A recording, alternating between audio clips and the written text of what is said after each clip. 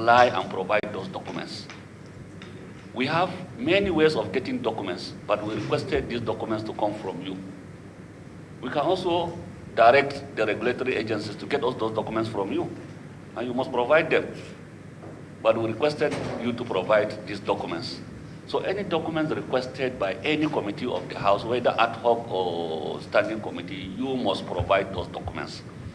And the purpose of interacting is for you, in case there are allegations or something, for you to defend yourself.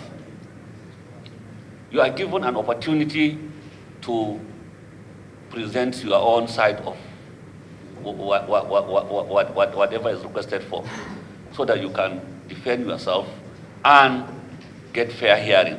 But if you refuse or fail to avail yourself with that opportunity, we can still go ahead. We have options. We can compel you to attend. Or we can go ahead and write our report and submit to the Parliament, and action will be taken. When that report is adopted, action will be taken against you. So we should be very, very careful, because you are given opportunity to present your own side. You should not miss that opportunity by failing to attend. So let's take it very, very serious. Constitution of this Ad Hoc Committee is in national interest. We, the National Lottery Trust Fund, have been having a lot of problems and constraints from the telecom industry.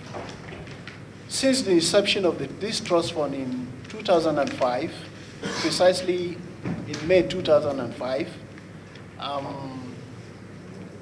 and given the law establishing the agency, we're expected to receive statutory remittances from lottery operators. These operators are categorized under two divisions. We have the core licensees on one hand, and we have the promotional lottery operators on the other hand. The subject matter of today, of your investigation today, sir, concerns the promotional lottery operators, who are the telecom operators and equipment vendors in that industry. We are expected by law to receive 20% of all the proceeds that they generate. And of course, in that manner, we channel that resources for the promotion of lottery good causes for the benefit of all Nigerians. If we don't continue to receive these proceeds as accurate and timely and in due manner that is defined by law, the sustenance of this trust fund will not continue. And of course, most Nigerians will continue to languish in poverty, in ill health. Of course, we will continue to lack good education. For the information of this committee, sir, I will take you to my presentation on page 2, where the current practice does not suggest that this industry hold Nigeria in high esteem. We have a law guiding the operation of every industry. These operators, well, of course, they are defined as value-added service providers. They are expected to channel and remit statutory lottery proceeds from time to time to the trust fund through the Regulatory Commission, our sister agency, the National Lottery Regulatory Commission. And if I should tell you, sir, since the inception of this commission and the trust fund, we were only able to receive 530 million naira only. 530 million naira only. The details are there in my submission. If you look at item 1 to 21, all the operators are there: Airtel, MTN, Visa Phone, all these companies, year by year, that is what they remitted to the trust fund. And we have the record of all these statutory remittances. Where I'm going, sir, is this. They have not been fair to Nigerians. They have not done justice to the laws establishing this land, this trust fund and the commission. They have been carrying out their businesses with impunity anytime we send in our demand notices for them to show cause why they have failed to remit 20% required by law to the trust fund, all they do is to go ignore us or threaten us with court, with processes of court that they have forwarded all these demand notices to their own lawyers, they are studying it, or they're engaging with the Regulatory Commission. Sooner or later, we'll receive our due remittances. But over time, we've not been getting that. And that is why the fund, the total receipts that we've received so far is still that abysmal.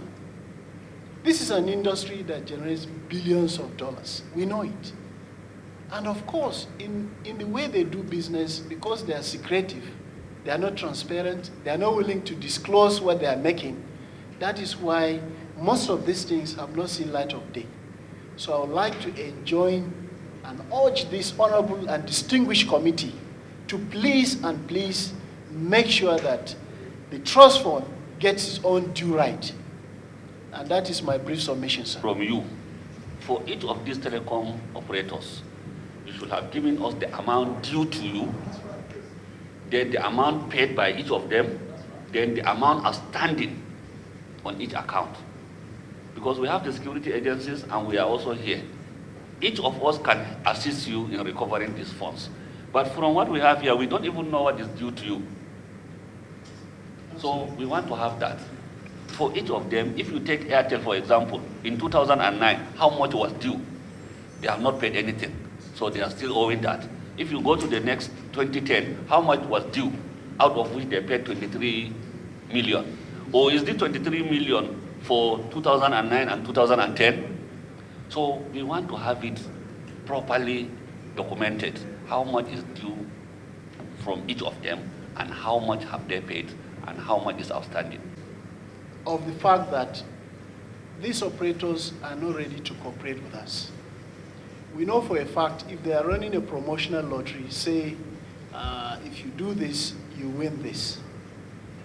What that essentially means is that there are systems in their own network that will enable you to know the total sums of money raised for that particular lottery, isn't it? If you write for them to disclose such data to you, they will not do it. Someone, the Chief Operating Officer of GLO and the Chairman of GLO to appear before the committee. I so move. Seconder. I, Honorable Tajudeen Adekunle, represent your federal constituency, hereby second the motion as heavily moved by Honorable Shuaibu. I so second. I will repeat again. This institution is the conscience of the nation. And I've said, I've looked at other congresses. Why are they strong? It's because they set examples from the powerful and the untouchables. So for the interest of this nation, I hope when these people get our letters, they show up. And God help me, God, if they don't, trust me, I will make that call. Asoro.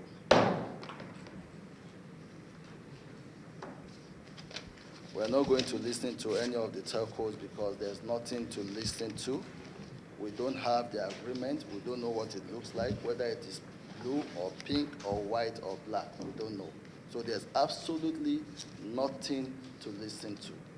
And even if you have it, if we have it, I think it's a tissue paper because it contradicts the act of Parliament. So except if there's any laws, and the last time I checked, if there's any law called the ECOWAS law, it does not override the Constitution of Nigeria.